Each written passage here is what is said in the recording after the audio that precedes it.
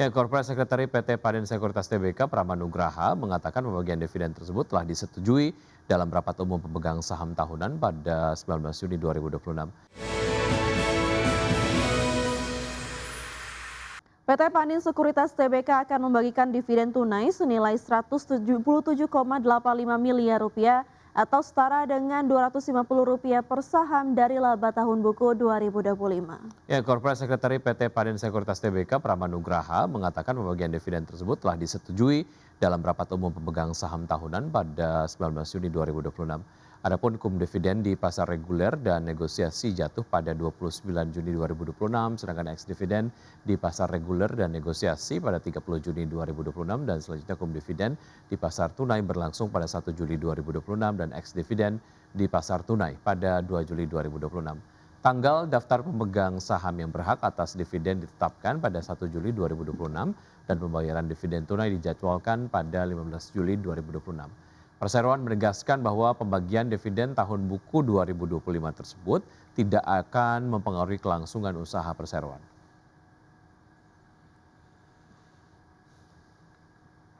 Pemirsa, dalam pengumuman terbaru MSCI pada 24 Juni 2026, MSCI menyoroti persoalan transparansi kepemilikan saham dan dugaan praktik perdagangan terkoordinasi di pasar modal Indonesia. MSCI bahkan memberikan peringatan jika kemajuan yang memadai belum terlihat hingga review pada November 2026, status Indonesia dapat diturunkan dari emerging market ke frontier market.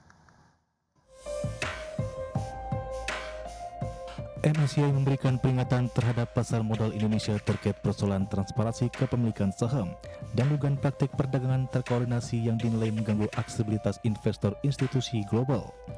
Dalam hasil MSCI 2026 Market Classification Review yang dirilis pada Rabu 24 Juni 2026, Indonesia menjadi salah satu negara yang mendapat perhatian khusus. Penyedia indeks global tersebut menyatakan akan terus mengevaluasi efektivitas berbagai reformasi yang telah diumumkan regulator dan otoritas pasar modal Indonesia. MSCI mengungkapkan bahwa investor institusi internasional menyampaikan kekhawatiran dalam terkait tingkat investibility pasar saham Indonesia yang dipengaruhi oleh minimnya transparansi struktur kepemilikan saham serta indikasi perdagangan terkoordinasi. Menurut MSCI, kondisi tersebut dapat menyulitkan investor dalam menentukan besaran free float yang sebenarnya dan mengurangi keandalan harga pasar sebagai acuan pembentukan portofolio maupun replikasi indeks. MSCI bahkan memberikan sinyal peringatan apabila kemajuan yang memadai belum terlihat hingga MSCI Index Review pada November 2026. Pihaknya akan mempertimbangkan berbagai opsi terhadap status pasar modal Indonesia, termasuk menurunkan status Indonesia dari emerging market menjadi frontier market. Dalam pengumumannya, MSCI menegaskan bahwa klasifikasi pasar tidak bersifat permanen dan akan terus dievaluasi berdasarkan pengalaman nyata investor institusi internasional dalam mengakses suatu pasar. Berbagai sumber untuk ID Action.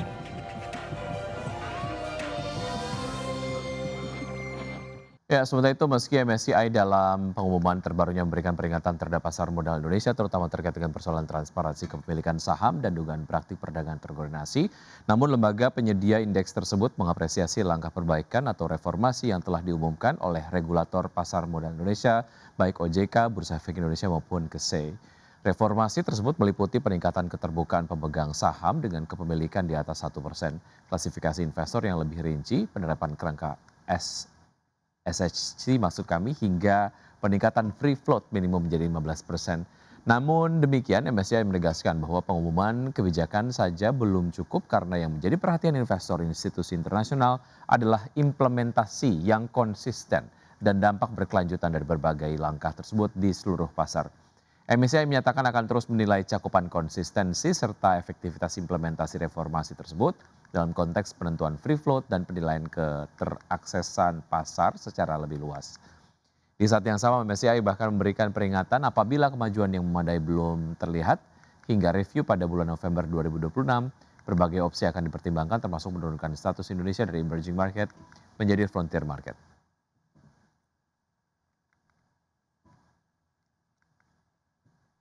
Pemirsa, rapat umum pemegang saham tahunan Clearing Penjaminan Efek Indonesia atau KPEI menetapkan Antonius Herman sebagai Direktur Utama periode 2026-2030 menggantikan Iding Parti. Ya, RUPS tahunan juga menyetujui laporan kinerja operasional dan keuangan untuk tahun 2025 yang mencatatkan rata-rata nilai transaksi harian bursa sepanjang tahun 2025 mencapai 18,07 triliun rupiah atau meningkat 40,64% dibandingkan dengan tahun sebelumnya.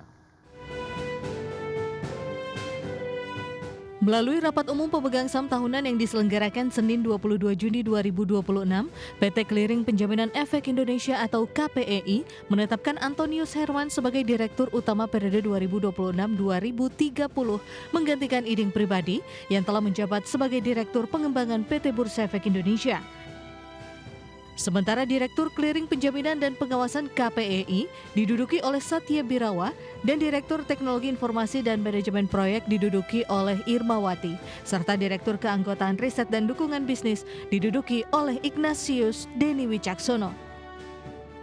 Selain menyetujui susunan direksi baru, RUPST KPEI juga menyetujui laporan kinerja operasional dan keuangan untuk tahun 2025, di mana rata-rata nilai transaksi harian bursa sepanjang tahun 2025 mencapai 18,07 triliun rupiah atau meningkat 40,64% dibandingkan tahun sebelumnya.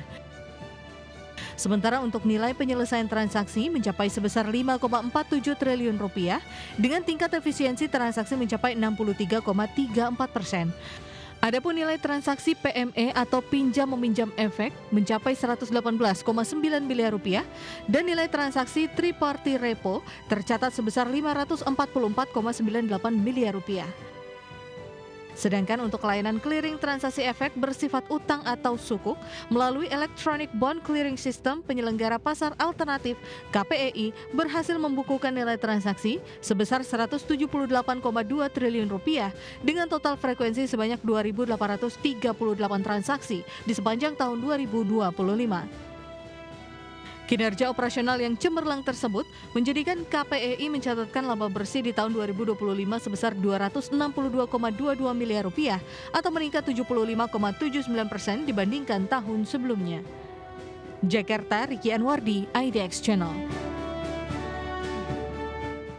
PT Rans Entertainment Indonesia Tbk bersiap untuk melakukan penawaran umum perdana saham atau IPO. Ya, namun aksi korporasi ini justru dilakukan saat pendapatan perseroan mengalami penurunan 2 tahun terakhir.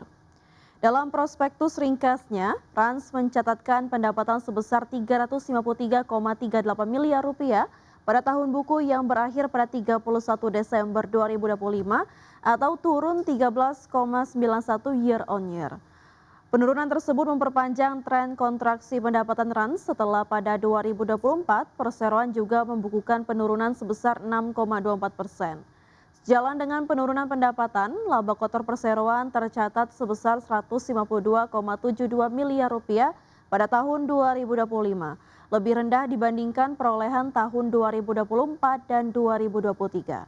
Sementara itu, laba tahun berjalan pada 2025 terkoreksi 41,6% dibandingkan dengan capaian tahun sebelumnya. Dan sebagai catatan, Rans memulai penawaran awal dalam rangka IPO dengan rentang harga Rp135 hingga Rp170 per saham. Dengan rentang harga tersebut, Rans berpotensi meraup dana segar sekitar Rp340,88 miliar hingga Rp429,25 miliar dari aksi korporasi ini.